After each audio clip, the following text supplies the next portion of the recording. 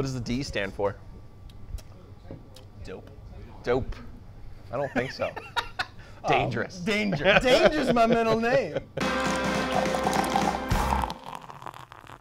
Hey everybody, welcome back to Drinking While Interviewing. I'm Taylor Dianos with Scrapt Productions, and we are back at the Green Monkey for another thrilling episode. I'm joined by a very special guest today, Joe Giglio, News and Observer, beat reporter, and enthusiast of all things Yellow Pad. I am. And beer. And beer, which, why don't we talk about what we're doing today? Today we are drinking King of Boggle from Trophy Brewing Company, a 7.3 ABV. And it's an American IPA, so let's go ahead and dive right into this. Cheers, brother. Cheers. Thanks for having me. Yeah, of course. Thanks for agreeing to be on. You're jeopardizing your career, I think. I like it. You can't go wrong with Trophy. No, you can't. I mean, it's kind of fitting, though. I mean, you've been working and reporting in the Raleigh area for how long now?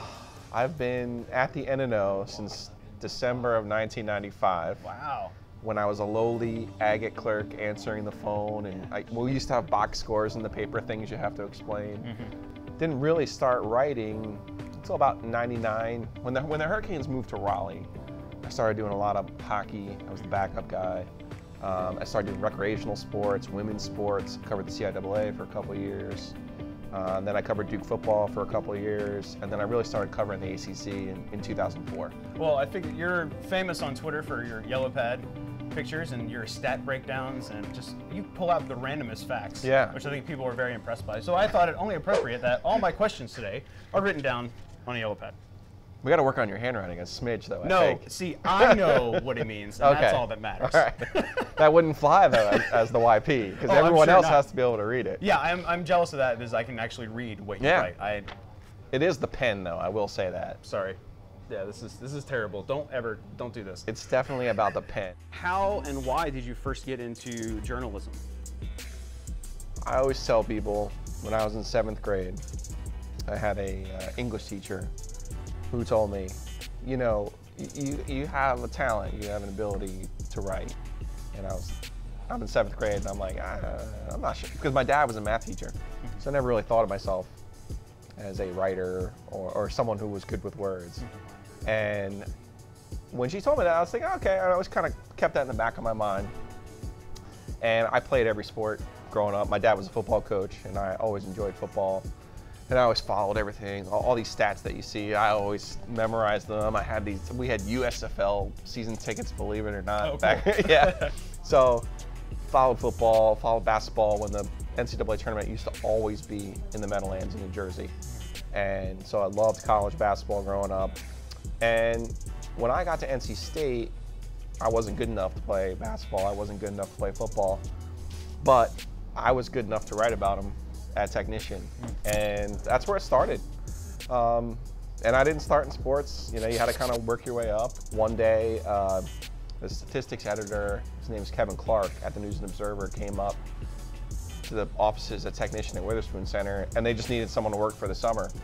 Started working at night, and just kind of gradually worked my way up at the N&O. What's something that general people don't know or don't understand about journalists? Whether it's an intention they have or whether it's like a specific style of reporting, like what can you think of that people just wouldn't understand or wouldn't even think of to take into account? There's probably two things. I've literally been to one NC State basketball game in my life as a fan, okay?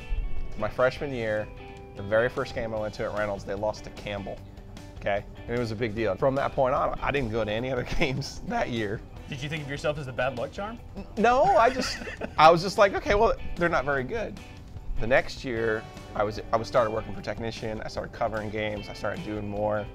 And again, the people who I worked for, their Owen Good comes to my mind.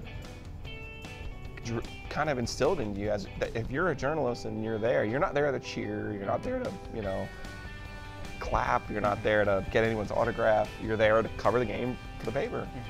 So really, I never had NC State fandom, if you will. And people think of it as, oh, you went to NC State, you're an NC State fan. Now, that doesn't mean I don't understand NC State fans, or I don't understand NC State's history. I do. But I never had it very specifically, I'd say from 45 to 55 to 60 in that area, like when NC State was winning national titles and winning the ACC. Like that wasn't me when I was growing up. Like NC State wasn't very good when I was in school. They didn't make the tournament. It wasn't until my senior year that they even made the NIT. And football-wise, they were ranked in the top 25 one of those years. But, again, it wasn't like I was at school and they won a national championship. And I think that kind of changes you differently as a journalist. In your profession, you're bound to and probably have some intention of ruffling some feathers with some questions in order to get certain answers out. What's the most memorable answer you've gotten, and the subsequent question? The first real coach I ever covered was Paul Maurice, the Hurricanes. Used to be the Hurricanes coach. And I don't think of myself as confrontational. I just think of myself as honest. And some people can handle honesty and some people can't. And I just started asking him a question. And he goes, "Joe, don't even start with me." And I was like, it's the first time I don't even know what I did. Don't even start with me, Joe. So we've got a sports reporter fantasy draft. Who's your starting five? Wow. Well, the #1 overall pick is Adrian Wojnarowski. He's at ESPN now. I mean, he breaks news just through the roof. I don't know how he does it. He's amazing. Wow. I think Dan Wetzel's for Yahoo is an unbelievable writer. I'll go with my guy here, Luke Takak. I think Luke's got an incredible wit to him. He can cut to the quick with the best of them. Right. This is a lot of pressure. I gotta take Patrick Stevens. Okay. He's my guy. Discourse. He does Washington Post NCAA tournament bracket projections as well. I'll take Steve Politi from the Newark Star Ledger, who worked down. I'll alternate. Six-man Barris Verluga. Okay. Barris Verluga. That's a good lineup. Washington Post sports columnist, and Politi. Yeah, Politi. They were both worked at the News and Observer when I first started. My mentor would have been on this list. He passed away during football season. Colin Tudor would have been #1. That was my guy. Taught me everything. Gotcha. Wait, his jersey's hanging in the rafters. Yes, no doubt. What's the greatest HBO show of all time, and why? HBO. Oh, The Wire is the greatest HBO show of all time. It is the second best show of all time. What's the first best? I am a Breaking Bad fan. All right, yeah. I'm a Breaking Bad fan. Oh yeah. I think and because it's all about the ending. Right. I thought the last 2 full seasons of Breaking Bad.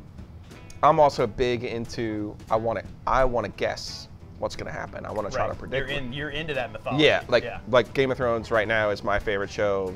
I watch every episode 3 times. I read every article. I read every video breakdown. Like, I'm obsessed with Game of Thrones because it's about guessing what's going to happen. And to me, Breaking Bad, I didn't guess one thing that was going to happen in that show. Like, I'm like, oh, okay, Hank's going to find out in the penultimate episode. And spoilers. Then they'll wrap it up. And I'm like, I think it was the first episode of the last season. They're like, oh, Hank figures it out. I'm like, oh. And every episode of the, I think it was the 4th season, was just one thing. Gus, the chicken man. I mean, one thing after another was just phenomenal. I don't know how they did it. Well, Joe Giglio, thanks for being on the show, man. You got it, man. Cheers. We don't shake. Oh, we don't shake. This is a more appropriate bond, I feel like. You got it. Thank you guys so much for tuning in. We'll see you guys next time.